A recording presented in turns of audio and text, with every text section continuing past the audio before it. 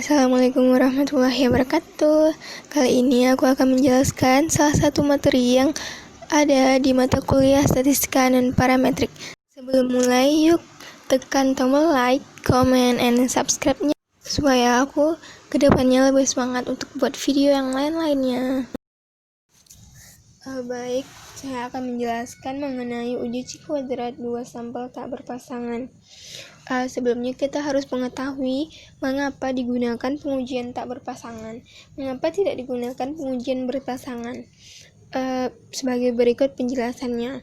Metode pengujian dua sampel tidak berpasangan didasari oleh realita sangat sulitnya untuk mendapatkan sepasang sampel yang homogen sehingga dapat memenuhi prinsip-prinsip untuk menguji dua sampel yang berpasangan.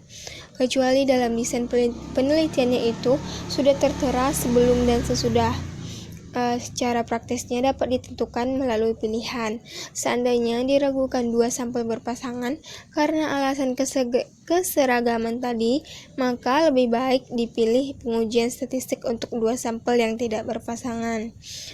Kembali ke topik, tujuan melakukan uji C kuadrat dua sampel tak berpasangan yang ini yaitu menguji proporsi dua populasi berdasarkan proporsi dua sampel yang tidak berpasangan, di mana jenis datanya yaitu berskala nominal dengan N besar dari 40. Jika N kecil dari 20 disarankan menggunakan uji Fisher, dan jika N berada di antara 20 dan 40 dengan frekuensi masing-masing komponennya OIJ-nya itu adalah besar dari sama dengan 5, dapat digunakan uji Fisher, uji C kuadrat, sedangkan yang lainnya tidak diperkenankan menggunakan uji C kuadrat. Kelebihannya itu dapat digunakan untuk dua atau lebih kategori. Selanjutnya ada prosedur pengujian. Yang pertama kita buat tabel silang K kali R, di mana K adalah kolom yang berjumlah 2 dan R adalah baris yang berjumlah lebih sama dengan 2. Kolom dipakai untuk dua sampel yang tidak berpasangan, sedangkan baris disediakan untuk berbagai kategori.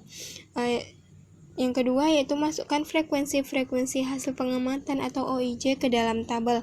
Selanjutnya, hitung dan masukkan ke dalam tabel frekuensi yang diharapkan atau EIJ dengan cara mengalihkan jumlah OIJ baris dan jumlah OIJ kolom pada posisi EIJ, kemudian membaginya dengan total frekuensi atau N besar. Selanjutnya kita hitung harga C kuadrat, di mana jika K sama dengan 2 dan R besar dari 2 maka gunakan rumus 1 yang ada di slide selanjutnya, dan jika K sama dengan 2 dan R sama dengan 2 maka gunakan rumus 2 yang ada di slide selanjutnya.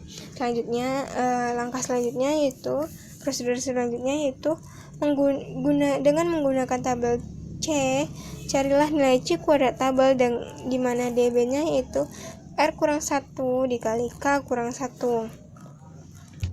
Untuk rumusnya, jika K sama dengan 2 dan R besar dari 2, maka gunakan rumus seperti yang tertera dengan keterangan OIJ adalah frekuensi observasi, EIJ adalah frekuensi harapan, K adalah kolom, dan R adalah baris.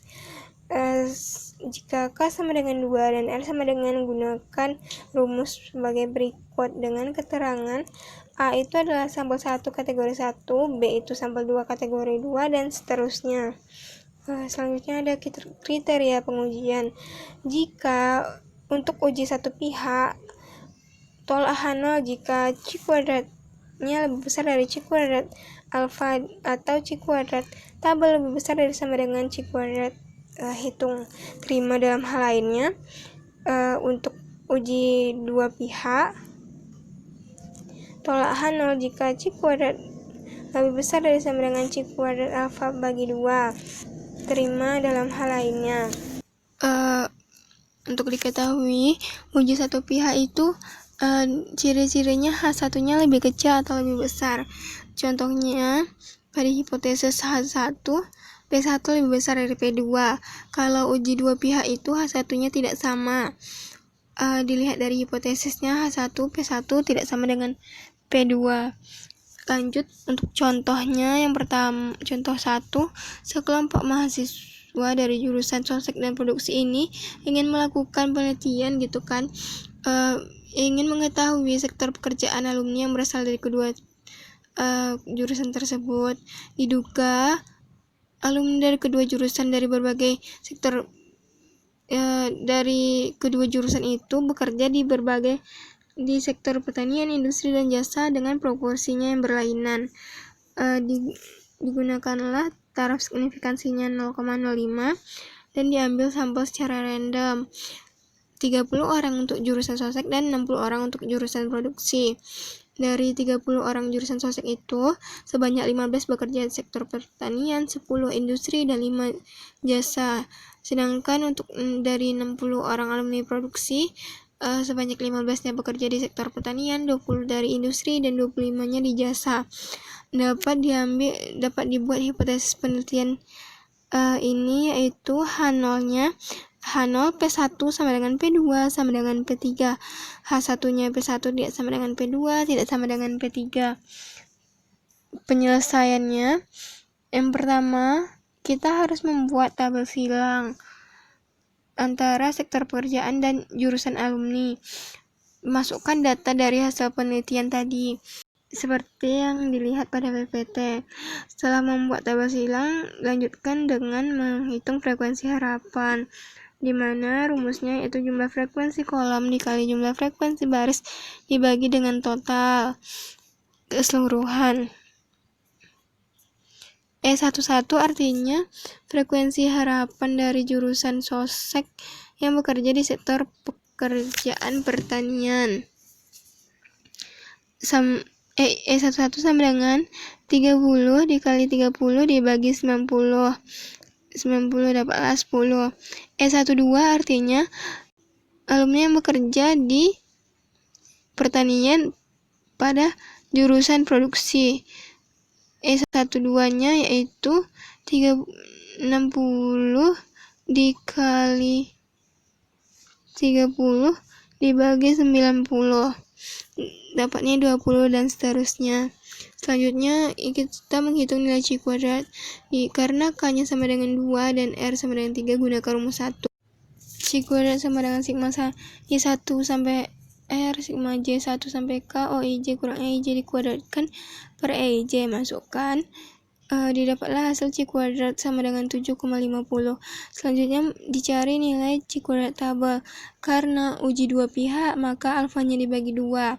DB-nya dihitung sama dengan 2 dan C kuadrat tabelnya didapat 5,024. Selanjutnya keputusan pengujiannya yaitu C kuadrat hitung.